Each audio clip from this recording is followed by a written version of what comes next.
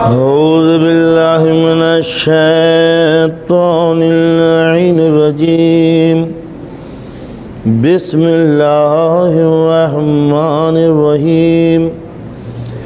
الحمد لله رب العالمين والصلاة والسلام على أشرف الأنبياء والمرسلين خاتم النبيين سيد الأولين والآخرين شفيع المذنبين وأبي القاسم محمد وآله الطيبين الطاهرين المعصومين المظلومين المنتجبين ولعنة الله على أعدائهم أجمعين. أما بعد فقد قال الله تعالى وتبارك في القرآن الحكيم. بسم الله الرحمن الرحيم. فاقم وجهك للدين حنيفا فطرة الله التي فطر الناس عليها لا تبديل لخلق الله ذلك الدين القيم. صلوات علی محمد وعلى آلہ.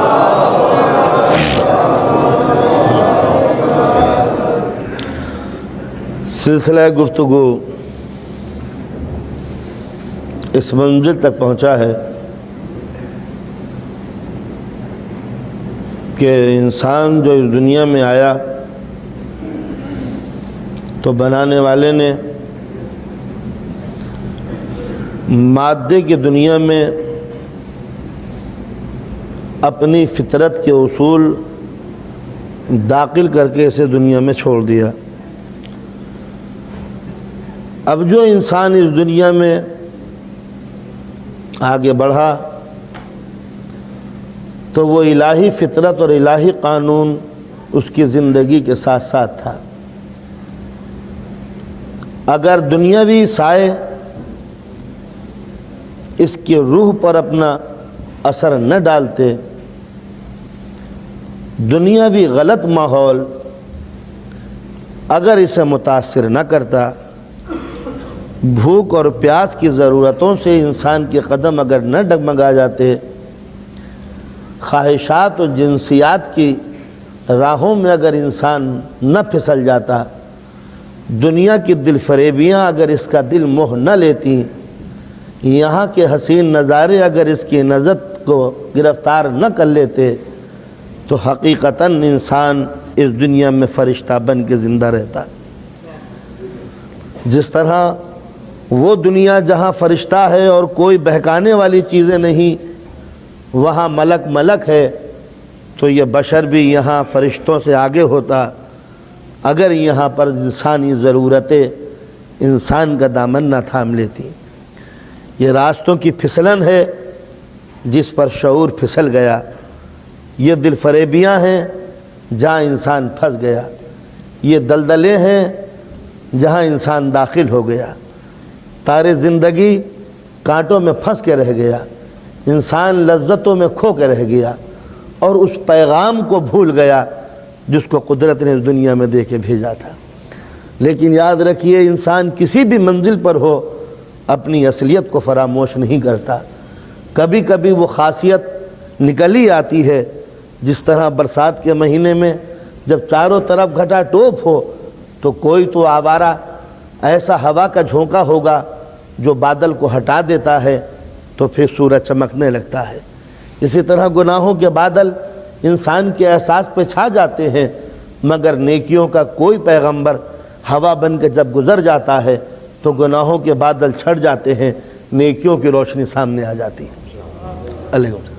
تو اسی سے پتہ چلتا ہے کہ انسان ہزار مادی صحیح، ہزار گناہوں کی دنیا میں ملوث صحیح، ہزار اس کا دامن زندگی گناہوں کے کانٹوں سے الجھا ہوا صحیح، ہزار یہ دنیا کی پھسلنوں میں پھسلتا ہوا صحیح، مگر کبھی کبھی جب طبیعت اود پر آتی ہے، طبیعت شباب پہ آتی ہے، تو اپنی اصلیت کا پتہ بتا دیتا ہے کہ یہ یہاں والا نہ تھا، وہاں والا تھا جو یہاں آ کے پھنس کے رہ گیا۔ یہی وجہ ہے کہ یہ جانوروں سے مختلف ہے، یہ درختوں سے الگ ہے، یہ دنیا کے اور چیزوں سے بالکل مختلف ہے، یہ ان میں ضرور ہے مگر یہ یہاں کا نہیں معلوم ہوتا. کیوں کہ فطرت اللہ التی فطر الناس علیہا لا تبدیل لخلق اللہ.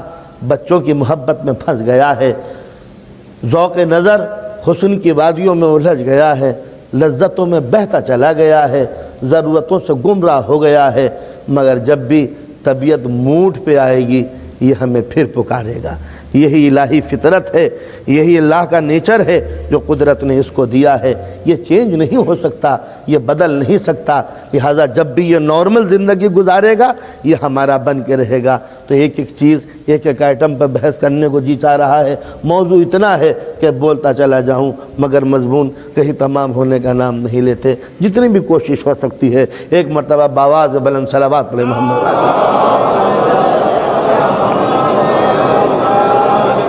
تو اب ظاہر ہے کہ کسی جوان، کسی بوڑھے سے، کسی دنیا دار سے اگر آپ پوچھئے کہ الہی نیچر کیا ہے، فطرت انسانیہ کیا ہے، وہ سنت الہیہ کیا ہے جس پر قدرت نے انسان کو بنا کر بھیجا ہے، تو شاید یہ بتا نہ سکے. لیکن چھوٹا سا بچہ جس نے ابھی سیاست نہیں سیکھی، جس نے ابھی دنیا کے گناہوں سے اپنا دامن ملوث نہیں کیا، وہ فطرت سے بہت نزدیک ہے، قانون قدرت سے بہت نزدیک ہے. تو بہت سے نیکیوں کی باتیں ہمیں بچوں سے مل جاتی ہیں، اس لیے کہ ابھی اس نے جرم کرنا نہیں سیکھا، ابھی جھوٹ بولنے کا سلیقہ نہیں آیا، اسے گناہ کے لیے اچھے اچھے الفاظ بولنے کا ڈھنگ اس نے نہیں سیکھا.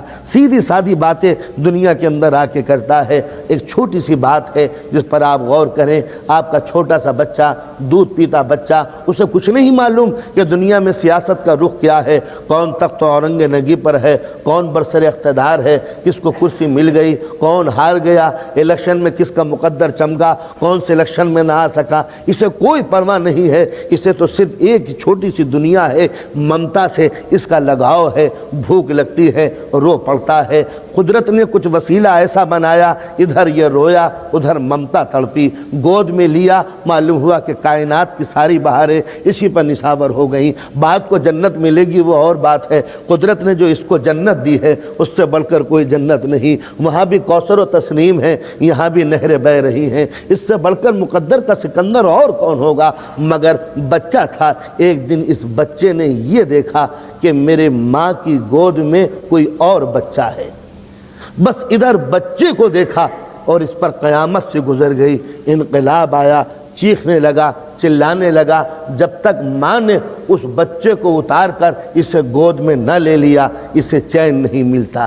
آپ نے اندازہ لگایا چھوٹی سی بات ہے، بہت معمولی سی. رات دن گھر میں مشاہدے کے لیے رات دن یہ دیکھتے ہوں گے، مگر ذرا رک کر ٹھہر کر ریسرچ کیجئے اس چھوٹے سے بچے کے دماغ میں ہوا کیا. آپ ایک جملہ کہتے ہیں بچہ جل گیا حسد کی بنا پر، رشک کی بنا پر. یہ کچھ ایسا فیل کرنے لگا جیسے جیلسی فیل کر رہا ہے بچہ.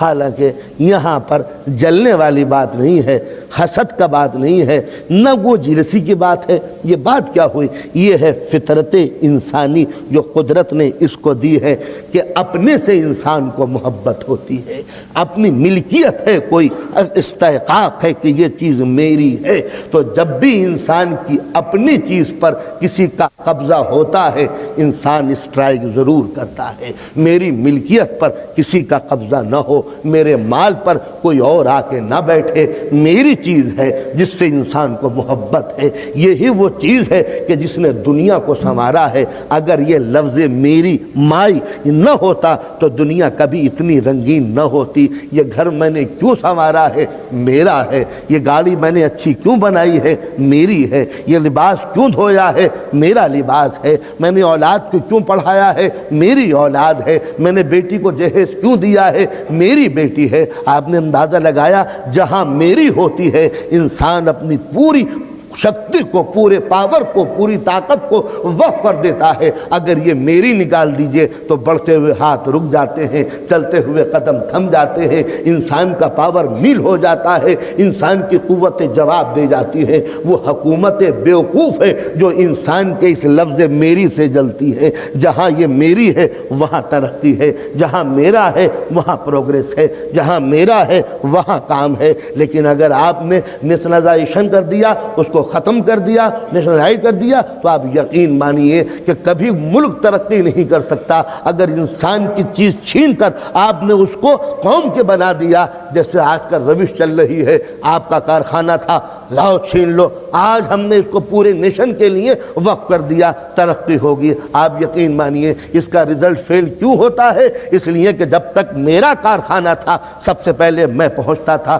تالا میں کھولتا تھا، نگرانی میں کرتا تھا، رکھوالی میں کرتا تھا، دیکھ بھال میں کرتا تھا، اور جب بغیر کمائے ہوا یہ دھن جب قوم کے ہاتھوں آ گیا، اس کو ہمدردی کیا ہوگی، اس کو دلچسپی کیا ہوگی؟ میں تو اپنے ملک میں دیکھتا ہوں، جب یہ بس جتنی بھی ٹرانسپورٹ ہے جب یہ پبلک کی تھی تو اس کے اندر عجیب و غریب ترقی تھی۔ ایک مرتبہ گورنمنٹ نے یہ کہا یہ پورے نیشن کا مال ہے، نیشنلائزیشن جب ہو گیا تو معلوم ہوا کہ جتنے بھی وہ ڈنلپ تھے وہ پھٹنے لگے، کرسیاں ٹوٹنے لگی، لائٹ کہیں ہے، دروازے کہیں ہیں، ڈرائیور کہیں ہے۔ یہ کل اچھی تھی آج خراب کیوں ہو گئی؟ معلوم ہوا کل ایک آدمی کی تھی آج سب کی ہو گئی، تو اب پرواہ کیا ہوگا؟ آپ نے اندازہ لگایا دنیا کی پوری ترقی صرف اس بات کے اوپر ہے کہ یہ چیز میری ہے، جہاں یہ میری نہیں ہے وہاں کوئی دلچسپی نہیں ہے۔ آپ اسے کیوں سنوار رہے ہیں؟ اس لیے کہ ہمارا ادارہ ہے۔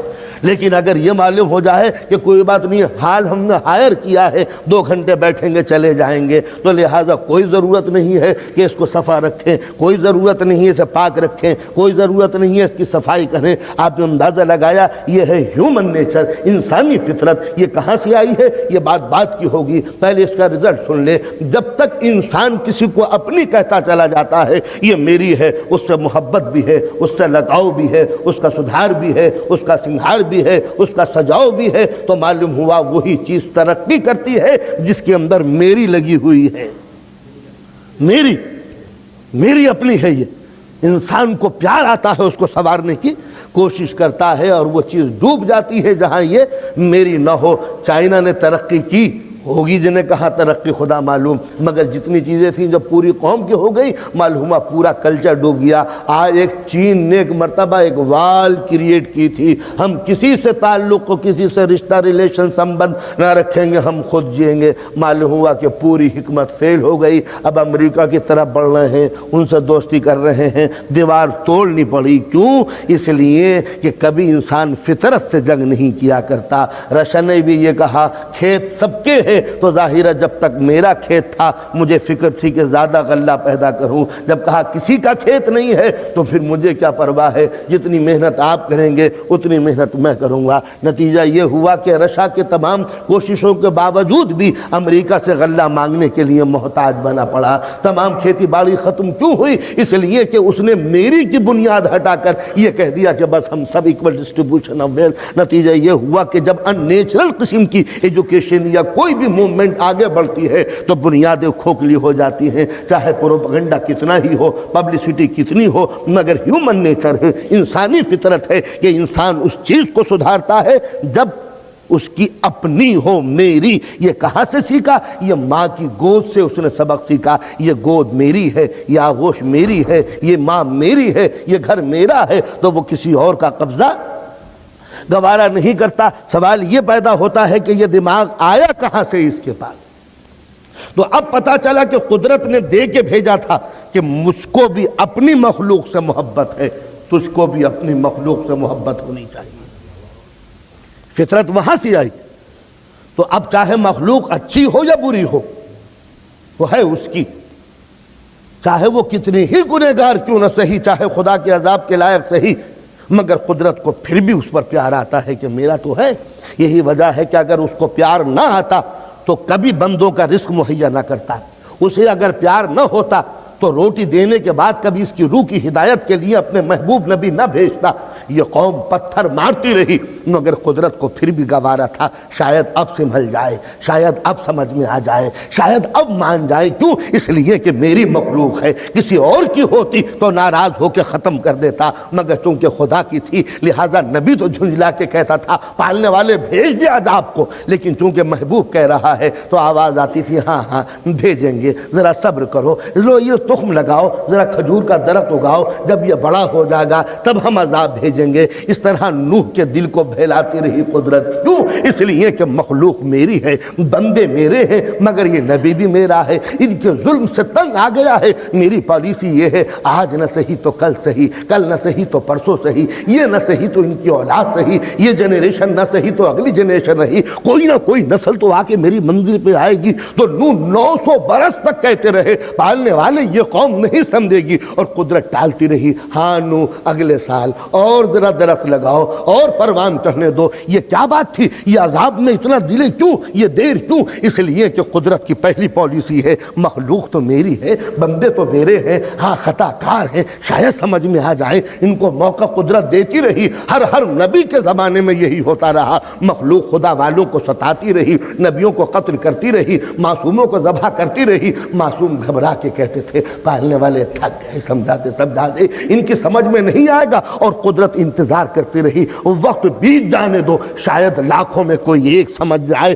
تو میرا منشا پورا ہو جائے گا، میرا مقصد پورا ہو جائے گا۔ ہر دور میں آپ یہی دیکھیں گے، موسیٰ کے زمانے میں عذاب آیا مگر بات کو آیا، جبکہ قدرت نے وقت میں ڈھیل دے دی، اور ایک وہ بھی وقت آیا کہ جناب یونس گھبرا کے تنگ آ کے پریشان ہو کے بد دعائیں کر رہے، پالنے والے ستا چکا، یہ پورا مجمع مجھے ستا چکا، اس کی سمجھ میں کچھ نہیں آئے گا، عذاب نازل کر دے۔ جب 10 مرتبہ ریکویسٹ کی یونس نے، تو ایک مرتبہ کہا یونس اور ٹرائی کرو، شاید ان کی اب سمجھ میں آ جائے، شاید اب ان کی عقل میں آ جائے۔ اور جب یونس تھک گئے اور کہا پالنے والے ان کی سمجھ میں نہیں آئے گا، یہ میرا مذاق اڑاتے ہیں، تو ایک دن قدرت نے کہا اچھا یونس جاؤ ہم ان کے اوپر عذاب نازل کریں گے، اعلان کر دو کہ کل تمہارے اوپر عذاب الہی نازل ہوگا۔ یونس نے سوچا کہ چلو یہ چیپٹر کلوز ہوا، بد دعائیں دی، اور ایک مرتبہ قوم کو اعلان کر دیا دیکھو اب تک تو میں سمجھاتا چلا آیا تھا،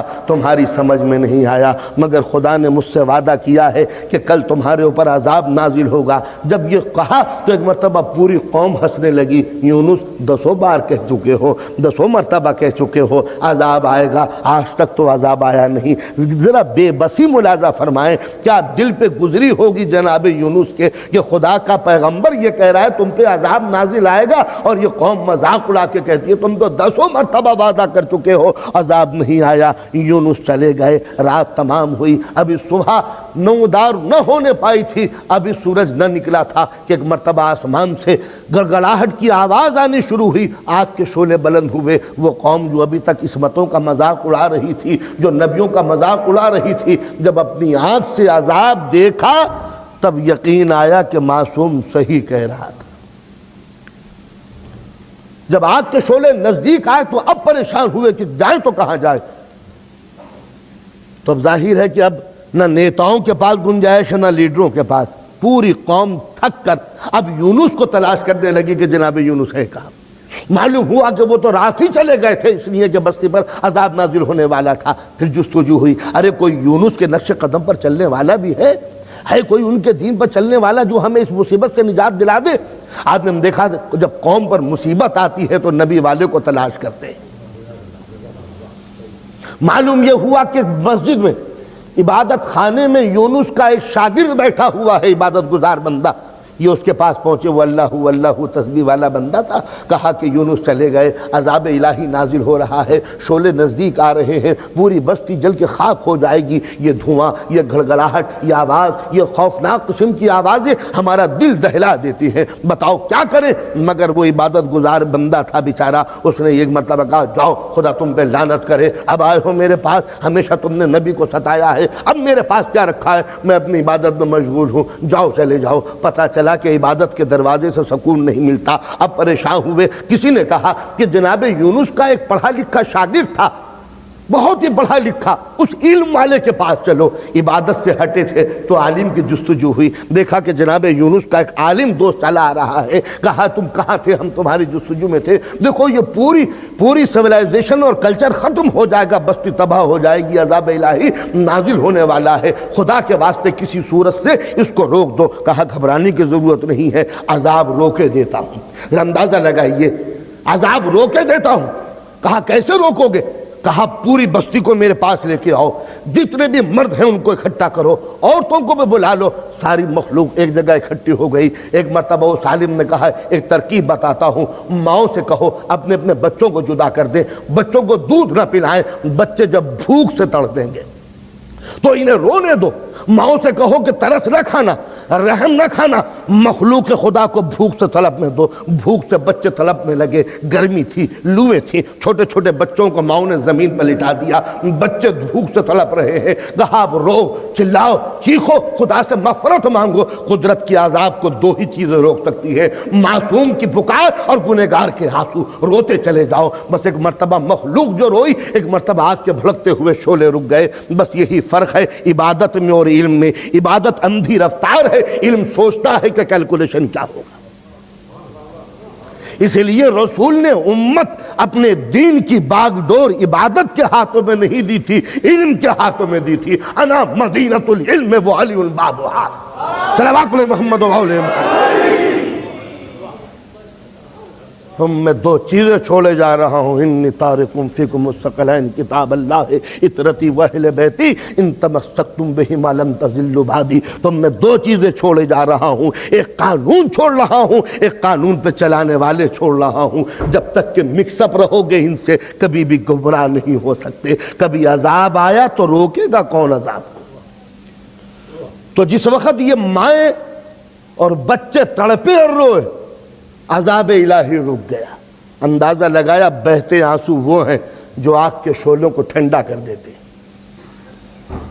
آگ کے بہتے ہوئے وہ سیلاب ہیں جو عذاب الہی کو روک دیتے ہیں۔ عذاب الہی رک گیا۔ اگلا دن آیا، جناب یونس تماشا دیکھنے کے لیے آئے کہ دیکھیں اجڑی ہوئی بزم کا کیا حال ہے۔ اب جو پہاڑ پہ چڑھ کے دیکھا تو وہی رونق، وہی ٹاؤن، وہی شہر، وہی زندگی، وہی بازار، وہی زندگی کے تقاضے۔ اب یہ بیچارے دیکھ رہے ہیں، پالنے والے تو نے مجھ سے وعدہ کیا تھا، تیرا مجھ سے پرومس تھا کہ میں تباہ کر دوں گا، میں نے اعلان کر دیا، انہوں نے میرا مذاق بھی اڑا دیا، اور میں یقین کے ساتھ کہہ کے چلا تھا کہ میں عذاب نازل ہو کے رہے گا، خدا نے مجھ سے وعدہ کیا ہے، اب کیا منہ لے کے جاؤں؟ آواز آ رہی ہے جاؤ یونس اترو تو صحیح، ذرا جا کے ملاقات تو کرو۔ کہا پالنے والے اب کیا منہ لے کے جاؤں ان کے سامنے، یہ میرا مذاق اڑائیں گے۔ اور ایک مرتبہ یونس جھنجلا کے وہاں سے بھاگے۔ بھاگنے کے بعد دریا میں بیٹھے، کشتی میں بیٹھے، کشتی چلی۔ ایک مرتبہ کشتی جب سمندر میں آئی ہے تو طوفان آیا، اسٹارم میں کشتی پھنس گئی۔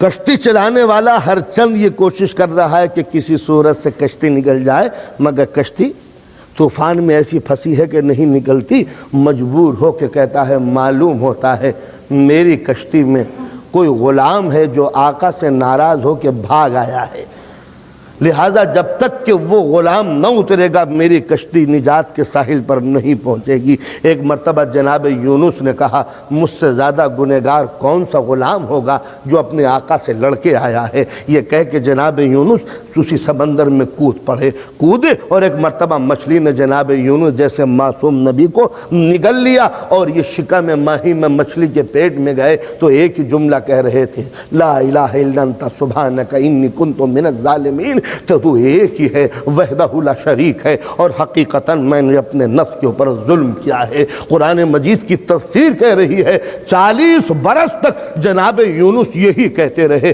لا الہ الا انت سبحانک انی کنت من الظالمین، تو ایک ہے اور میں حقیقتاً گنہگار ہوں جس نے اپنے نفس پر ظلم کیا ہے۔ جب 40 برس تک یہ توبہ کرتے رہے، قدرت کو رحم آیا، مچھلی کو حکم ہوا انہیں باہر لا کے ڈال دے۔ مچھلی ساحل سمندر پر آئی اور جناب یونس کو باہر لا کے ڈال دیا۔ اتنے لاغر، اتنے کمزور تھے کہ مفسرین کہتے ہیں کہ اگر مکھی بھی بیٹھ جائے تو زخم پڑ جائے۔ قدرت نے انتظام یہ کیا کہ ایک کدو کا درخت اگا دیا جس کے چوڑے چوڑے پتے تھے، اسی کے سائے میں جناب یونس نے اپنی زندگی گزاری۔ کدو کے پتے کی تاثیر یہ ہوتی ہے کہ مکھی اس کے نزدیک نہیں آتی۔ جب کچھ جسم میں توانائی آئی، طاقت آئی، چلنے پھرنے کے قابل ہوئے تو ذرا اٹھ کے کچھ کھانے پینے کے چکر میں گئے،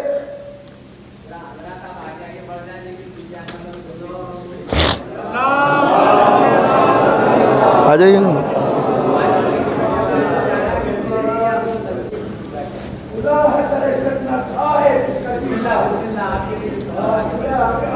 صلوات پڑھیں محمد والے محمد اللہ.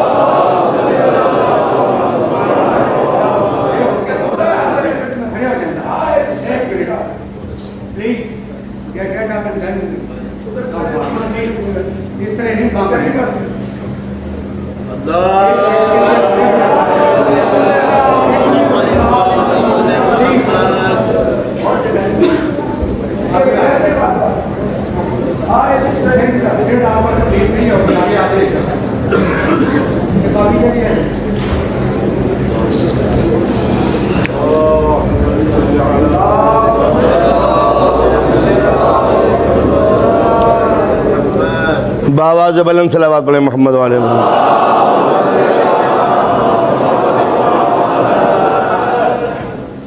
تو عرض کر رہا تھا کہ مچھلی نے جناب یونس کو دریا کے باہر ڈال دیا. اس قدر کمزور، اس قدر لاغر، اس قدر ضعیف، اس قدر نحیف، اس قدر کمزور تھے کہ ہاتھ سے مکھی بھی نہیں اڑا سکتے. تو قدرت نے انتظام کیا کہ کدو کا ایک درخت لگا دیا جس کے چھوٹے چھوٹے پتوں کے زیر سایہ نبوت اپنی زندگی کو گزارتی رہی. کچھ توانائی آئی، کچھ طاقت آئی، کچھ جسم کے اندر حرارت سے محسوس ہوئی. کچھ دن گزرے، چلنے پھرنے کے قابل ہوئے. تو اب جو رزق کی جستجو میں چلے تو کچھ دن گزر گئے. اب جو آئے تو دیکھا، بس توجہ کی طالب بھئی یہاں سے ایک منزل ہے.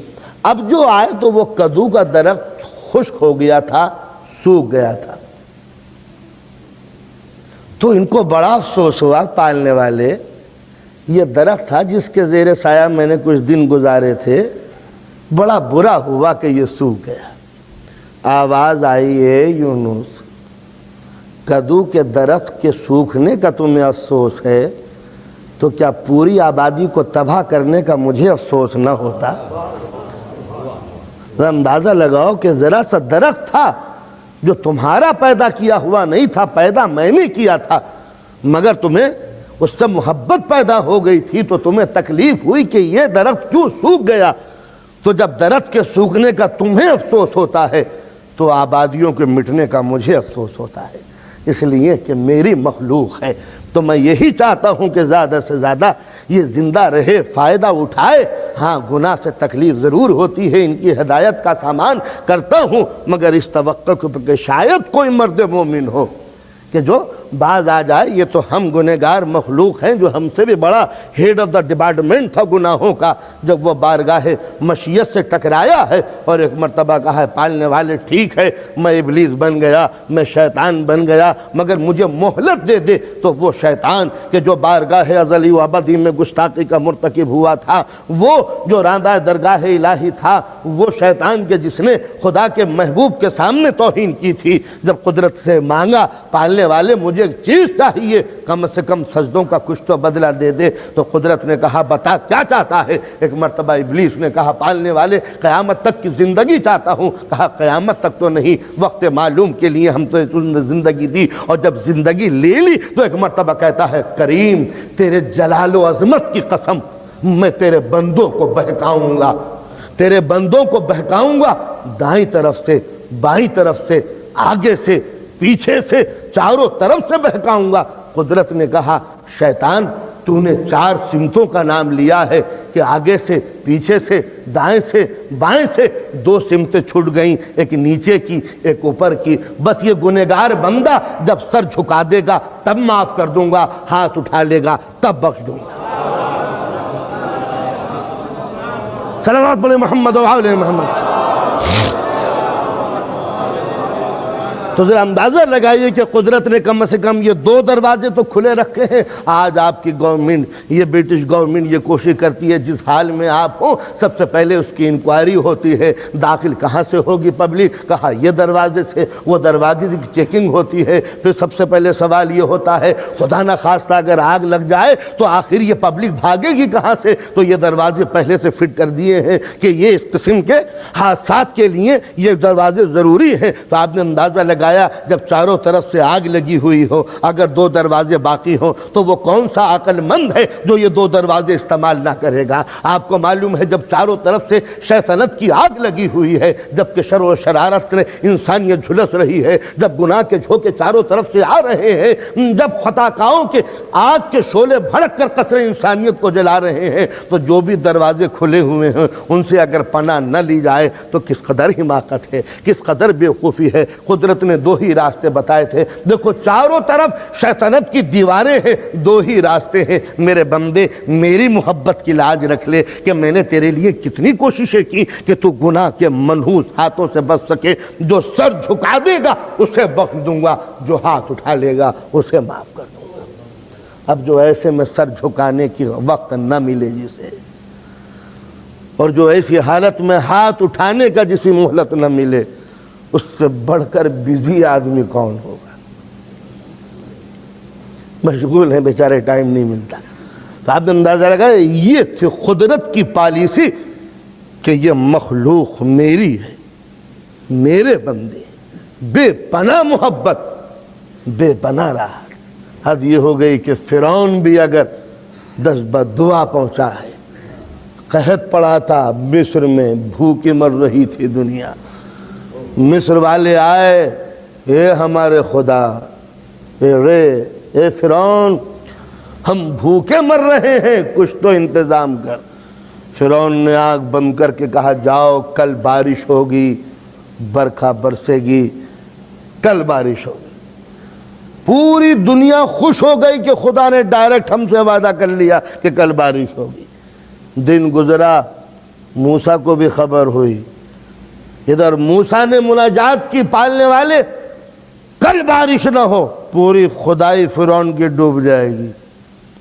اور ادھر رات آئی تو فرعون نے بھی لباس اتارا، فقیروں جیسا لباس پہنا، پہاڑ پہ پہنچا، سر زمین پہ رکھ دیا۔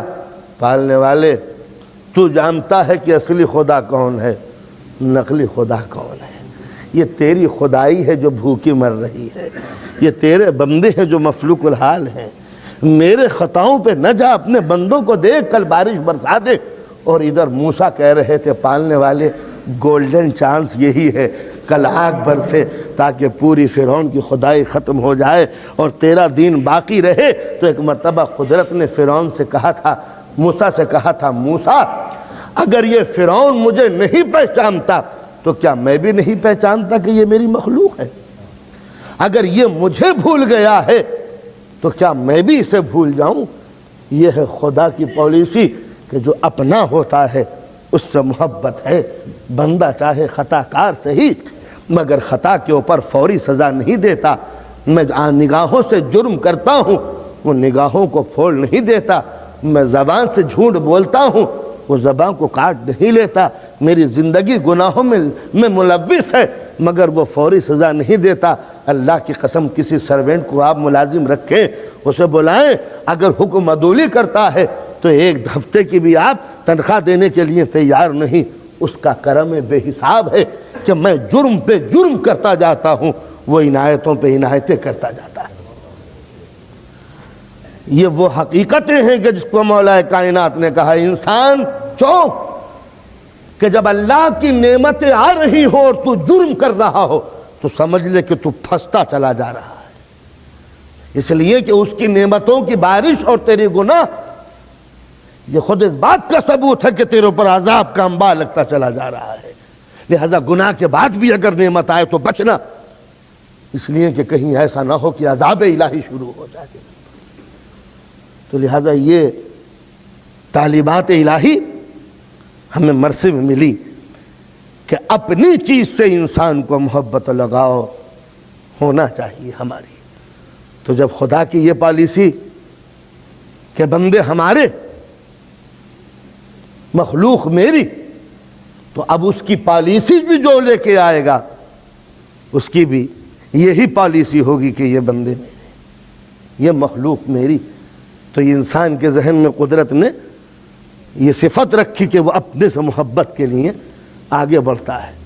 تو یہ تو میرا ذہن ہے، لیکن جو عصمت کا مزاج ہوگا وہ قدرت کا چونکہ نمائندہ ہے، لہٰذا اس کے دل میں بھی وہی گنجائش ہوگی، میں خطا کار انسان ہوں، میں اپنے ہی سے محبت کرتا ہوں کہ بس یہ میرا بیٹا ہے تو غیر کے بیٹے سے محبت کیوں کروں، یہ میرا بھائی ہے تو غیر بھائی کا خیال کیوں کروں، یہ میرا وطن ہے تو غیر وطن سے محبت کیوں کروں، یہ میرا مکان ہے تو غیر کے مکان سے محبت کیوں کروں، یہ میرے ظرف کی کوتاہی ہے، لیکن جو اس کے نمائندے ہیں اس کی نگاہوں میں اولاد اور غلام میں کوئی فرق نہیں ہے، اس کی نگاہوں کے سامنے دوست اور دشمن میں کوئی تمیز نہیں ہے، وہ اٹھا ہوا ہاتھ دیکھتے ہیں، یہ نہیں دیکھتے کہ ہاتھ کس کا ہے، اس لیے کہ میں یہ دیکھتا ہوں کہ میرا کون ہے، اس لیے کہ یہ میرا بیٹا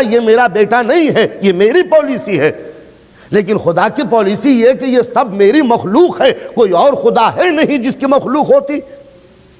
بھئی میرا بیٹا تو دوسرے کا بھی بیٹا ہے، تو اپنے بیٹے سے محبت ہوگی، غیر کے بیٹے سے پیار نہیں ہوگا، اس لیے کہ ایک میرا بیٹا، ایک آپ کا بیٹا، ایک ان کا بیٹا، تو ایک سے محبت اور دوسرے سے محبت نہیں، تو یہ بتاؤ کہ اس مخلوق کے علاوہ کوئی اور نہ مخلوق ہے نہ کوئی خدا ہے، تو لہٰذا یہاں تو محبت ہی محبت ہے جو بھی ہے، بس اب فرق ہے کہ کوئی محبت کی لاج رکھتا ہے، کوئی محبت کو ٹھکرا دیتا ہے، تو جب وہ سب سے محبت کر رہا ہے تو ہر بندے کا فرض ہے کہ محبت کا جواب محبت سے دے، هل جزاء الاحسان الا الاحسان، جب وہ گناہ کے بعد بھی عنایتوں سے باز نہیں آتا تو سجدے سے بھی میں باز آ جاؤں، کیا اظہار تشکر کے لیے بھی میرے پاس وقت نہ ہو؟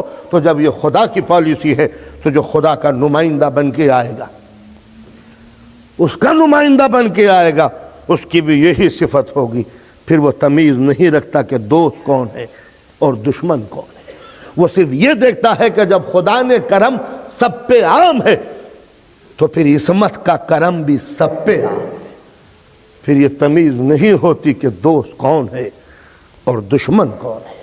ہم نے عصمت کو اسی آئینے میں پہچانا ہے، معصوم میں اور غیر معصوم میں یہی فرق ہے، غیر معصوم اپنے کا پارٹ لے لیتا ہے، معصوم کی نگاہوں میں الہی دستور ہے، الہی کانسٹیٹیوشن ہے، خدا کا احکام ہے، خدا کا دین ہے۔ میں نے عرض کیا وہ اٹھا ہوا ہاتھ دیکھتا ہے، یہ نہیں دیکھتا کہ ہاتھ اپنے کا ہے یا ہاتھ پرائے کا ہے، جنگ صفین ہے، کارزار گرم ہے، تلواریں چل رہی ہیں، دوست اور دشمن کی تمیز نہیں ہے، انسانی خون زمین پہ پیوست ہو رہا ہے۔ ایک مرتبہ ایک سپاہی مولائے کائنات کے مد مقابل آیا، علی کی بفری ہوئی ذوالفقار قضا کا پیغام لے کے سر پہ پہنچی، بڑا ہوشیار سپاہی تھا، کہا اے علی ذرا تلوار کو روک لو، مجھے ایک سوال کرنا ہے۔ اللہ اللہ سبحان اللہ، وہ تلوار جس کو دنیا کی کوئی ڈھال نہ روک سکے، دشمن کے سوال نے روک دیا، اے علی ذرا روک لینا، تو تلوار رک گئی۔ کہا کیوں رکوائی تلوار کو؟ کہا مجھے تلوار دے دو، میں سائل بن کے آیا ہوں۔ مولا نے ایک مرتبہ تلوار کو دیکھا، دشمن کے حوالے کیا، دشمن نے تلوار لے کے کہا علی کیا نادانی کی کہ کوئی سپاہی بھی میدان جنگ میں اپنے ہتھیار دشمن کو دیتا ہے؟ علی نے بڑا پیارا جواب دیا، میدان جنگ میں ہم مارا جانا پسند کرتے ہیں، مگر یہ پسند نہیں کرتے کہ دشمن خالی ہاتھ چلا جائے، دشمن خالی ہاتھ چلا جائے یہ پسند نہیں کرتے۔ اور تو سمجھتا ہے علی تلوار کے بلبوتے پہ لڑتا ہے، ہم کردار کے بلبوتے پہ لڑتے ہیں۔ صلوات علی محمد وعلی محمد۔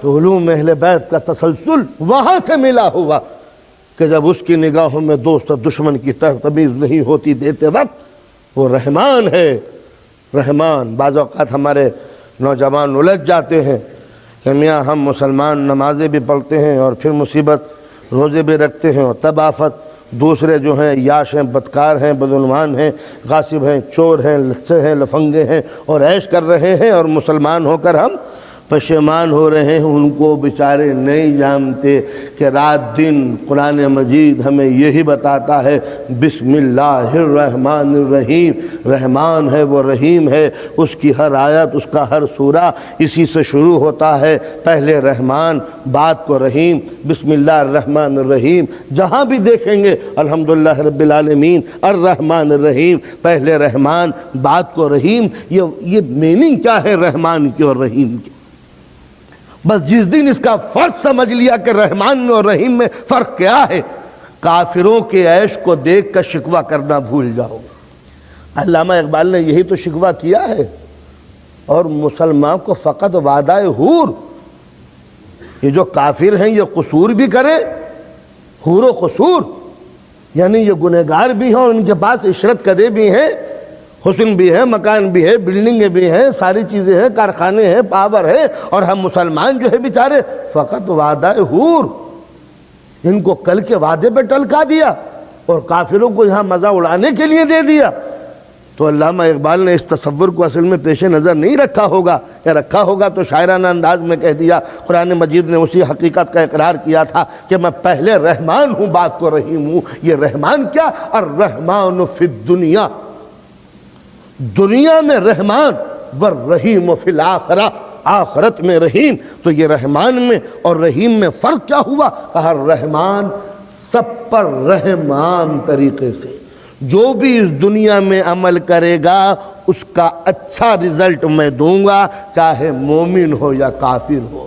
جو بھی محنت کرے گا رزلٹ اچھا پائے گا، چاہے شرابی ہو یا بدکار ہو۔ جو بھی دنیا میں تگ و دو کرے گا اس کو اچھا رزلٹ ملے گا، چاہے میرا ہو یا اپنا ہو۔ جو بھی پڑھے گا وہ ایگزامینیشن میں پاس ہوگا، چاہے شرابی کا بیٹا ہو یا مجتہد کا بیٹا ہو۔ جو مشقت کرے گا اس کو میں زندگی کا سلیقہ دوں گا، چاہے میرا ہوگا یا اپنا ہوگا۔ میری پالیسی یہ نہیں ہے کہ یہ دیکھوں کہ مومن کون ہے اور مشرک کون ہے۔ لیسا للانسان الا ما سعی، انسان کو اتنا ہی اس دنیا میں دوں گا جتنا اس نے محنت و مشقت کی ہے۔ میرا سورج نکلے گا تو سورج کا ٹمپریچر مومن کے کھیت پر بھی پڑے گا، کافر کے گھر پر بھی پڑے گا۔ جب ابر کرم برسے گا تو مومن کا کھیت بھی سیراب ہوگا، مشرک کا کھیت بھی سیراب ہوگا۔ جب رزق دوں گا تو موسیٰ بھی کھائیں گے، فرعون بھی کھائے گا۔ جب میرے نعمت کی بارش ہوگی تو یزید کو بھی روٹی دوں گا، امام کو بھی روٹی دوں گا۔ میری نگاہوں میں یہاں کوئی فرق نہیں ہے، یہاں پر دریا سب کے لیے، رزق سب کے لیے، پھل سب کے لیے، اولاد سب کے لیے، گھر سب کے لیے، دنیاوی نعمتیں سب کے لیے۔ تو میں نے کہا پالنے والے یہ پرماننٹ پالیسی ہے تیری، آخرت میں بھی کیا سب کو اسی طرح دے گا؟ آواز آئی نہیں، الرحمن فی الدنیا والرحیم فی الآخرہ، میں دنیا میں رحمان ہوں، یہاں سب کو دوں گا، زندگی کا پرمٹ دیکھ کے سب کو دوں گا، اور آخرت میں صرف کریکٹر دیکھ کے دوں گا۔ دنیا کا پانی، دنیا کا پانی سب کے لیے، جنت کی نہر ایمان کا پرمٹ دیکھ کر، یہاں کے فروٹ سب کے لیے، جنت کے پھل مومن کے لیے، یہاں کی حوریں سب کے لیے، وہاں کی حوریں سلیکشن کے ساتھ۔ یہ ہے رحمان اور رحیم کا بنیادی فرق۔ یعنی دنیا کے اندر جو عمل کرے گا، تو اگر آپ دوڑ رہے ہیں تو آپ نکل جائیے، اگر مومن ہو کے سوتے رہو گے تو کبھی پاس نہ ہوگے، مومن ہو کے ہاتھ پر ہاتھ دھرے بیٹھے رہو گے تو کبھی دانہ نہیں دوں گا۔ اس لیے کہ میں تو نبی زادے کو پانی نہیں دیتا جب تک کہ ماں محنت نہ کرے۔ کیا واقعہ بیان کرنا پڑے گا؟ جناب حاجرہ جناب اسماعیل کو گود میں لیے ہوئے ہیں، نبی ہے، یہ نبی ہے، اور نبی پیاسا، نبی بھی ہے، نبی زادہ بھی ہے، بچہ پیاسا، اور ماں ایک مرتبہ بچے کو زمین پر رکھ کے تلاش کرتی ہے صفا و مروہ کے درمیان پانی، کبھی ادھر جاتی ہے، کبھی ادھر جاتی ہے، کبھی صفا پہ، کبھی مروہ پہ، کبھی چاروں طرف چیختی ہے، چلاتی ہے، ارے کوئی ہے جو میرے بچے کو پانی پلا دے، اور بچہ ایڑیاں رگڑ رہا ہے۔ جب ماں تھک کے بیٹھ گئی، ایک مرتبہ قدرت نے جہاں اسماعیل کے پیروں کی ایڑیاں تھی وہاں ایک چشمہ جاری کر دیا۔ میں کہوں پالنے والے اتنی لیٹ کر دی، ماں پریشان ہو گئی، حاجرہ تھک گئی، ذرا نبی زادہ پیاس کی وجہ سے موت کے نزدیک پہنچ گیا، یہ پہلے چشمہ جاری کیوں نہ ہوا، بعد کو پانی کیوں آیا؟ آواز آئی اگر بغیر محنت کیے پانی دے دیتا تو قوم گمراہ ہو جاتی۔ آج اصول سمجھ لو کہ جب نبی کو بغیر محنت کے پانی نہیں دیتا تو نبی کی قوم کو بغیر محنت کے روٹی بھی نہیں دوں گا۔ تو محنت کرو گے تو پاؤ گے، مشقت کرو گے تو روٹی پاؤ گے۔ اس لیے کہ رحمان فی الدنیا، میں رحمان ہوں اس دنیا کے اندر سب کو دوں گا، والرحیم فی الآخرہ۔ ہاں اب رہی ایمان کی بات، اب رہی عمل کی بات۔ اب رہی تمہارے تقوی و طہارت کی بات، اب رہی رسالت کی تکمیلی کے بعد، اب رہی امامت کو تسلیم کرنے کے بعد، تو آخرت کی جو نعمتیں ہیں وہ بس مومن کے لیے ہیں۔ صلوات پڑھیں محمد و آل محمد۔ تو یہ الہی پالیسی اس دنیا کے ہے کہ اپنے بندوں سے محبت، جب اپنے بندوں سے محبت تو اس بندے کی بھی یہ پالیسی ہونی چاہیے کہ مخلوق خدا سے محبت، اس لیے کہ مومن اس دنیا میں محبت کے لیے پیدا ہوا ہے، نفرت کے لیے نہیں۔ تو اب آپ یہ دیکھنا چاہیے کہ جس کے نقش قدم پر چلے ہیں، جن کو امام مانا ہے، جس کو رسول سمجھ کے جس کا کلمہ پڑا ہے، اس کی زندگی کیا تھی۔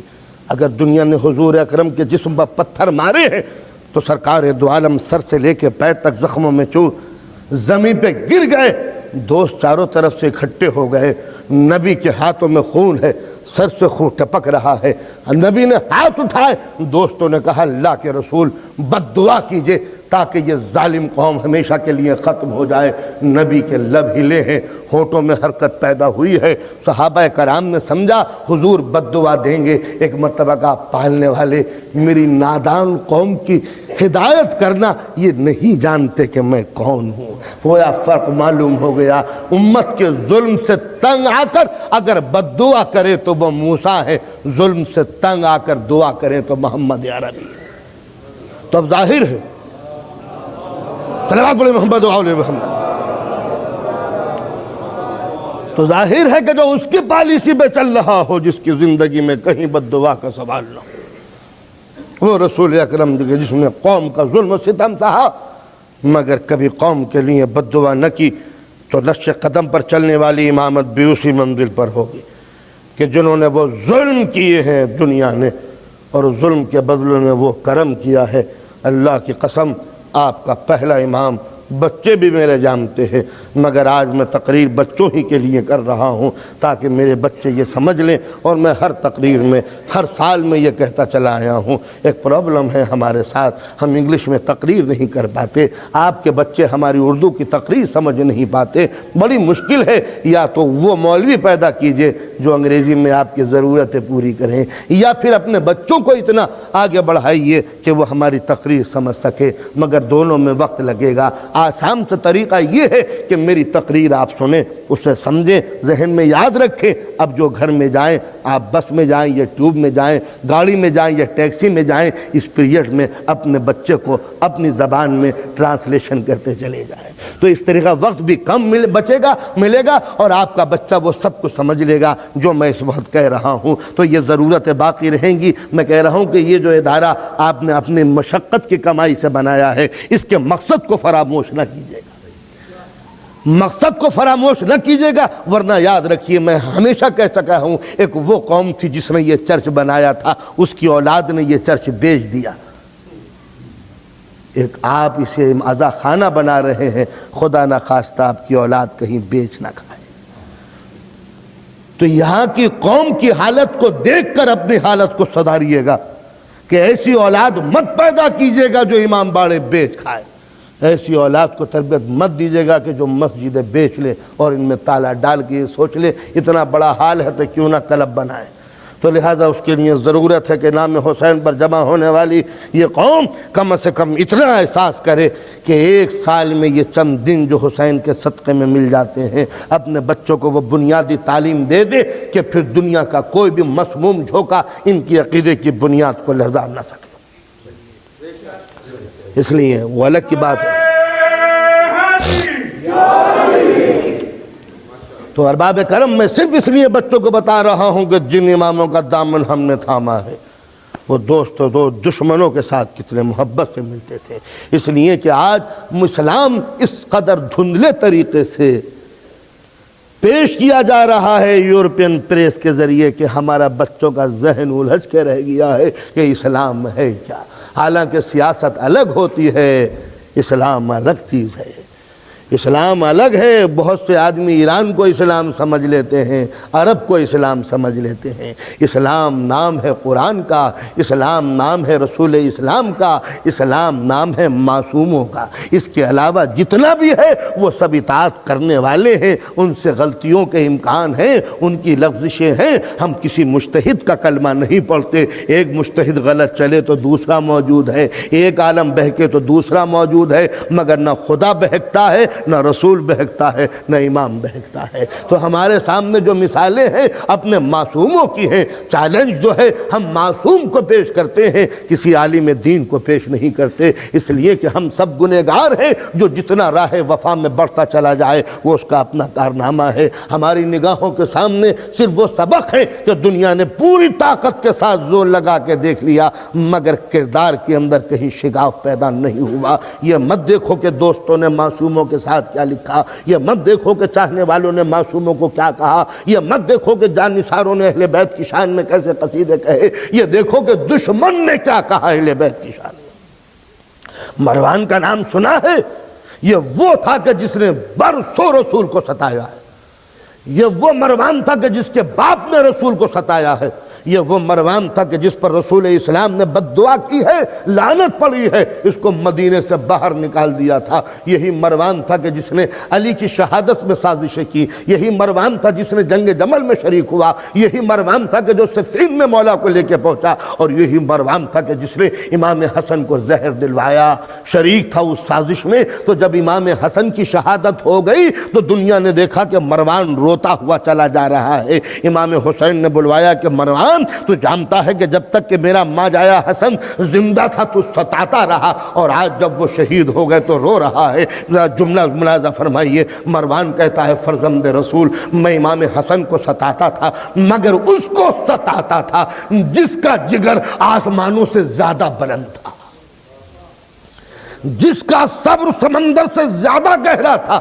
آج اسی کو شہید کر کے رو رہا ہوں کہ ایسا معصوم اس دنیا میں کوئی نظر نہیں آتا. مروان ایک مرتبہ قصیدہ پڑھ رہا ہے, قصیدہ پڑھ رہا ہے. کسی نے کہا قصیدہ پڑھو قریشیوں کا, تو قریش کے ایک ایک لیڈر کی تعریف کر رہا ہے, قریش کے ایک ایک سردار کی تعریف کر رہا ہے, قریش کے ایک ایک شاعر کی مدح کر رہا ہے, اور ریٹروں کی تعریف ہو رہی ہے, پوئٹ کی تعریف ہو رہی ہے, قریش کے سولجرز کی تعریف ہو رہی ہے. ایک مرتبہ کسی نے کہا مروان تو قریش کے بڑے بڑے لیڈروں کا نام لے رہا ہے, امام حسن کا نام نہیں لیتا.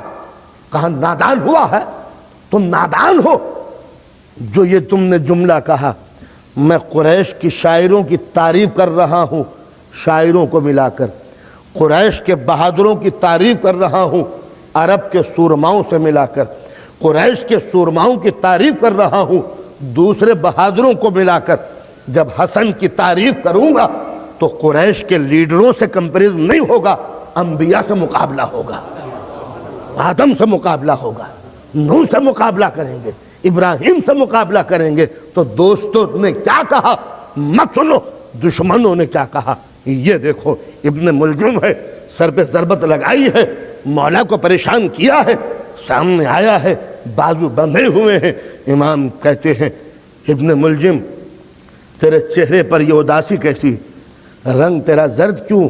حسن سے پوچھا حسن کیا تم نے اسے پریشان کیا ہے, کیا تم نے اسے ڈرایا ہے, یہ خوف زدہ کیوں ہے, یہ میرا قاتل خوف زدہ کیوں ہے, کیا کسی نے ڈرایا ہے اسے؟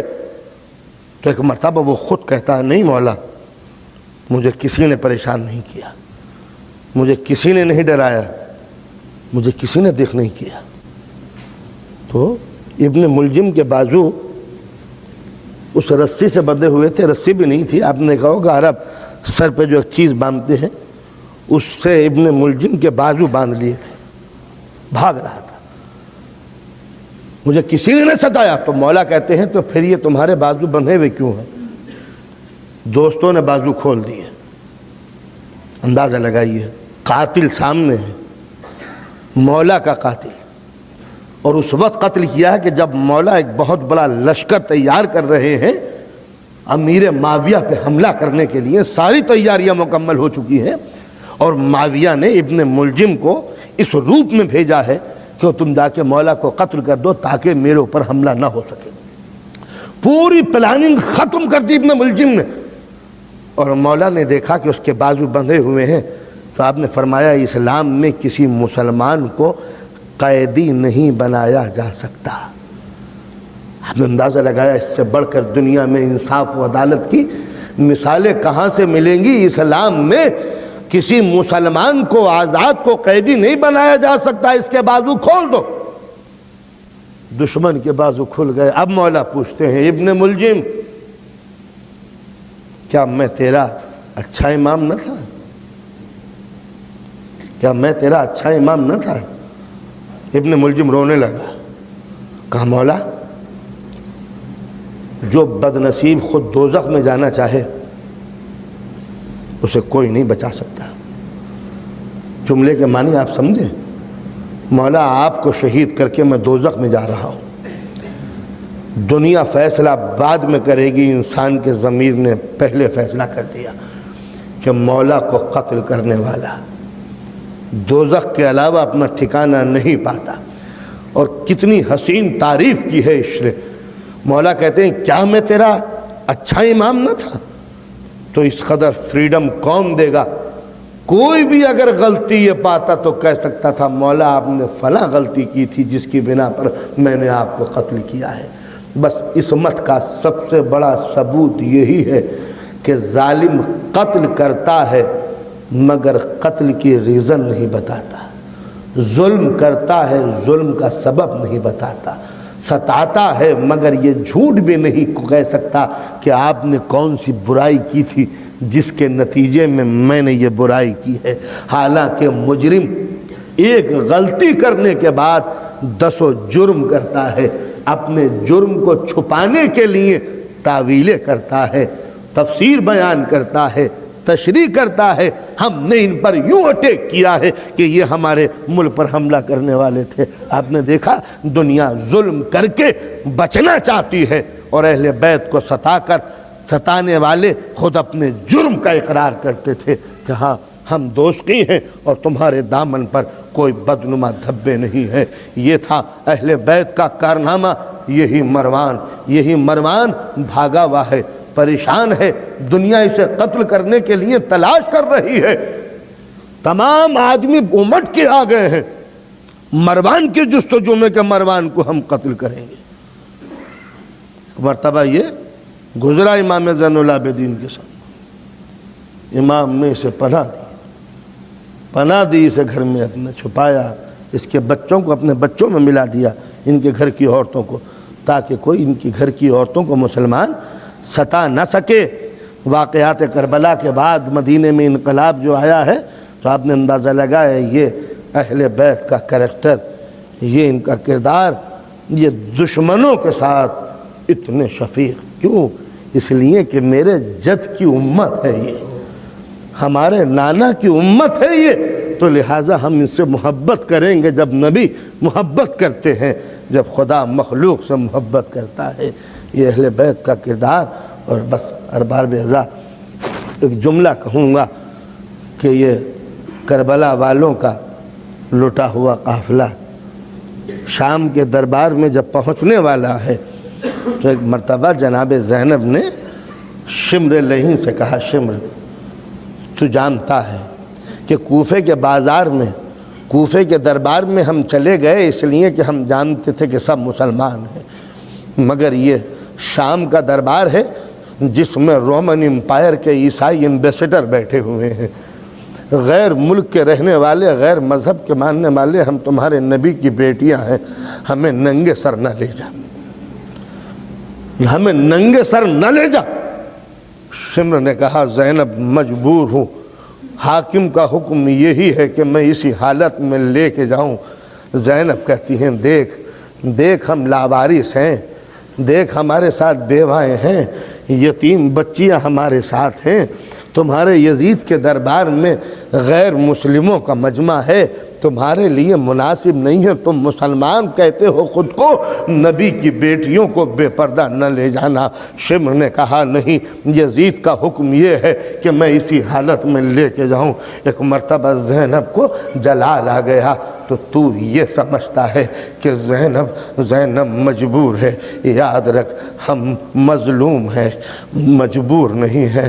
عباس نہیں ہے تو کیا سمجھتا ہے ہمارے اختیارات ختم ہو گئے؟ حسین سر پر نہیں ہے تو کیا یہ سمجھتا ہے ہمارا اب کوئی سرپرست نہیں؟ یہ کہہ کے جناب زینب نے اپنی بیٹیوں کو بلایا، سکینہ، رقیہ آؤ میرے نزدیک آ جاؤ۔ تمام بیویوں کو بلایا، اے ام لیلہ، اے رباب، آؤ تم سب چاروں طرف میرے اکٹھے ہو جاؤ، میں سر کے بال کھول کے بد دعا کرتی ہوں، تم آمین کہہ دینا۔ ساری بیٹیاں زینب کی چاروں طرف اکٹھی ہو گئی، ننھی سی سکینہ آ گئی، رقیہ آ گئی، سب فضہ آ گئی، سب آ گئی۔ ایک مرتبہ زینب نے ہاتھ اٹھائے تھے، جو سامنے مولا کا کٹا ہوا سر، نو کے نیزہ پر بہتے ہوئے آنسو، ایک مرتبہ زینب نے ہاتھ نیچے ڈالے، بھیا روتے کیوں ہو؟ کہا زینب صبر کرنا، زینب بد دعا نہ دینا، بد دعا نہ دینا، یہ میرے جد کی امت ہے، یہ تم کو اسی حالت میں لے جانا چاہتے ہیں، ان کو لے جانے دینا۔ اندازہ لگایا جو شہید ہو کر امت کا اتنا چاہنے والا ہو حسین۔ بذرا ایک مصیبت کا تذکرہ کروں گا، رات ہے، صحرا ہے، جنگل ہے، بیاباں ہے، عرب کا ریگستان حد نظر تک پھیلا ہوا ہے، دور دور تک کوئی درخت نظر نہیں آتا، چاندنی رات ہے، ایک گھوڑے سوار بڑھ رہا ہے، پیاس کی وجہ سے گھوڑے کی زبان نکلی ہوئی ہے، ایک پیاسا گھوڑے پہ بیٹھا ہوا ہے، گھوڑا آگے بڑھا، پیاس کی وجہ سے گھوڑا گرا، مر گیا، جو گھوڑا سوار ہے وہ بے ہوش ہوا، آنکھ کھلی تو کیا دیکھتا ہے؟ اس کا سر کسی کے زانو پر رکھا ہوا ہے، کوئی پانی چھڑک چھڑک کر اسے ہوش میں لا رہا ہے۔ اس نے آنکھیں کھولی، رات کا وقت تھا، پہچاننے کی کوشش کر رہا ہے، جو پانی چھڑک رہا ہے وہ کہتا جاتا ہے دیکھ پانی پی لے، سکون سے پانی پی لے، یہاں کوئی تیرا دشمن موجود نہیں ہے، اطمینان سے کھانا کھا لے، یہاں کوئی ستانے والا نہیں ہے۔ اس نے آنکھیں کھول کے ماحول دیکھا، کوئی نہ تھا، صرف ایک شخص ہے جس کی کمر جھکی ہوئی، سیاہ لباس پہنے ہوئے، سر پہ سیاہ عمامہ ہے، آنکھیں معلوم ہوتا ہے جیسے برسوں رونے کی عادی رہی ہو، پیشانی پہ سجدے کا نشان۔ ایک مرتبہ شخص نے پوچھا کرم کرنے والے تو نے مجھ پر اس وقت رحم کیا جبکہ میری زندگی خطرے میں تھی، میں یزید کا جرنل ہوں، اپنے لشکر سے بھٹک چکا ہوں، راستہ مجھے نہیں ملتا، میں پیاسا تھا، گھوڑا میرا پیاس کی وجہ سے مر گیا، میں بھی پیاس سے مر جاتا اگر آپ مجھے پانی نہ پلاتے، آپ کا احسان ہے۔ کون ہے آپ؟ میں نے آپ کو پہچانا نہیں کہ آپ نے میرے اوپر کرم کیا۔ ایک مرتبہ پانی پلانے والے نے کہا تو ہمیں نہیں پہچانتا مگر ہم تجھے اچھی طرح جانتے ہیں۔ یہ شخص چونکا، آپ مجھے پہچانتے ہیں اور تعجب کی بات ہے کہ میں آپ کو نہ پہچان سکا۔ بس جب یہ جملے تمام ہوئے تو ایک مرتبہ کہا کہ شاید جگہ کے بدلنے سے تو ہمیں نہیں پہچانتا، اچھا ذرا پہچاننے کی کوشش کر کہ اگر ان ہاتھوں میں ہتھکڑیاں پڑی ہوئی ہوں، پیروں میں بیڑیاں ہوں، گلے میں توق ہو، ہاتھ میں مہار ناکہ ہو، ناکے پہ میری پھپھیوں کے کھلے ہوئے سر ہو، کوفے کا بازار ہو، تو اب تو پہچانا تو نے۔ ارے میں تجھے جانتا ہوں، تو حسین بن نمیر ہے، میرے علی اکبر کا قاتل تو ہی ہے، تو نے ہی میرے بھائی کے سینے میں نیزہ لگایا تھا، تو نے ہی ام لیلہ کی گود اجاڑی تھی، تو نے ہی میرے باپ کی کمر توڑی تھی۔ ایک مرتبہ جب حسین بن نمیر نے یہ جملے سنے تو ایک مرتبہ کہنے لگا فرزند امام، اے فرزند حسین، ارے ہم نے تمہارے ساتھ اتنی زیادتی کی اور آپ نے ہمارے اوپر اتنا کرم کیا۔ عجیب جملہ کہتے ہیں حسین، کل ہم تمہارے مہمان تھے، آج تو میرا مہمان ہے، ہم اپنے مہمان کو پیاسا کس طرح دیکھیں۔ بس ایک مرتبہ حسین بن نمیر نے کہا فرزند حسین، یزید مر چکا ہے، یزید کا پورا لشکر میرے ساتھ ہے، مولا ہاتھ بڑھائیے، میں آپ کے ہاتھوں پر بیعت کرتا ہوں، میں خلافت آپ کے حوالے کرتا ہوں۔ امام نے ہاتھ اپنا قبضے میں کیا، حسین تیرا راستہ ادھر ہے، ادھر چلا جا۔ ارے کل تم بیعت لینے کے لیے نبی کا گھر اجاڑ رہے تھے، آج میری بیعت کرنے کے لیے تیار ہو۔ ارباب کرم پہچانا، یہ ہے وہ آپ کے معصوم جنہوں نے دشمن کے ساتھ محبت کا سلوک کر کے دنیا والوں کو بتا دیا اسلام کی تعلیم دشمنی کے تصور سے کتنی بلند ہے۔ بس وہ آل رسول جنہوں نے دشمنوں کا برا نہ چاہا، آج وہ کربلا میں اکیلے ہیں۔ وہ آج کربلا میں اس طرح ہے کہ کوئی مونس و مددگار نہیں۔ حسین کے 72 ساتھی، پوری دنیا میں آل رسول کو 72 چاہنے والے ملے، اور ان 72 میں بھی کتنے، کوئی 70 برس کا بوڑھا ہے، کوئی 6 مہینے کا بچہ ہے۔ اندازہ لگائیے، اور اس میں کچھ غلام ہیں، کچھ آقا ہیں، کچھ آزاد ہیں۔ جب قتال گرم ہوا، میدان کارزار بھڑکا، تو ایک مرتبہ غلام جان سلیو، نیگرو سلیو آگے آ کے بڑھا، ہاتھوں کو جوڑے کھڑا ہے، فرزند رسول غلام مرنے کے لیے حاضر ہے۔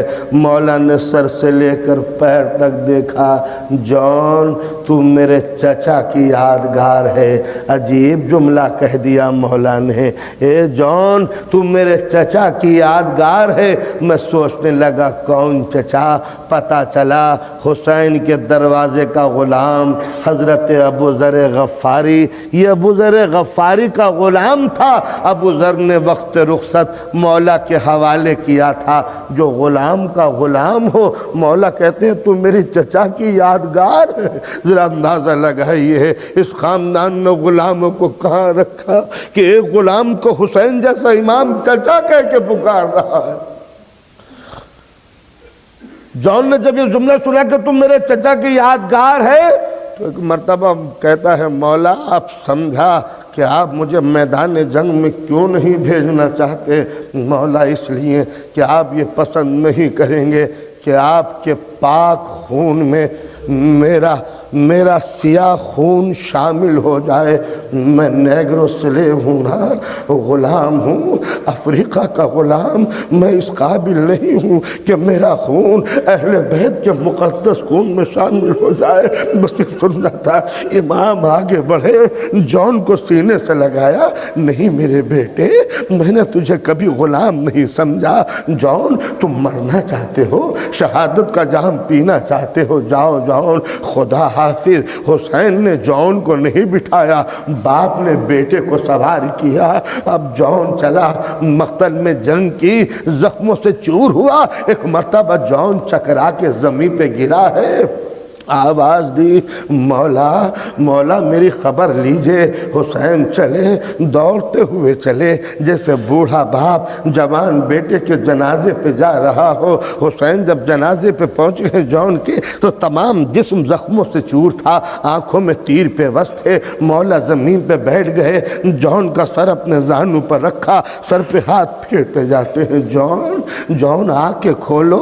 جان نے کچھ اور سمجھا، ہاتھوں کو جوڑ کے کہا ابھی میرا سر نہ کاٹنا، میرا مولا ابھی نہیں آیا، مجھے اتنی مہلت دے دے کہ میرا مولا مجھے دیکھ لے، پھر میری گردن کاٹ دینا۔ مولا نے آواز دی، جان ارے کیسی باتیں کر رہے ہو، ذرا دیکھو کہ تمہارا امام تمہارے پاس آیا ہے۔ اب جان نے سمجھا کہ میرا امام آ گیا، مگر اب محسوس کیا کہ میرا سر امام کے زانوں پر رکھا ہوا ہے۔ ایک مرتبہ سر اٹھا کے زمین پر رکھ لیا، اے جان زمین پہ سر مت رکھو۔ ایک جاجب جملہ کہا، مولا غلاموں کے سر آقا کے زانوں پہ نہیں رکھے جاتے، اور مولا ذرا مجھ سے دور رہیے، میں نیگرو سلیو ہوں، میرے منہ سے بدبو آتی ہے، آپ میرے نزدیک نہ آئے۔ مولا نے ایک مرتبہ جان کو اٹھایا، سینے سے لگایا، جان کے ہونٹوں پر اپنے ہونٹ رکھ دیے۔ میرے بیٹے، اے جان تم کہتے ہو تمہارے منہ سے بدبو آتی ہے، تمہارے منہ سے بوئے شہادت آتی ہے۔ اے جان تمہارے منہ سے جنت کے پھولوں کی بو آتی ہے۔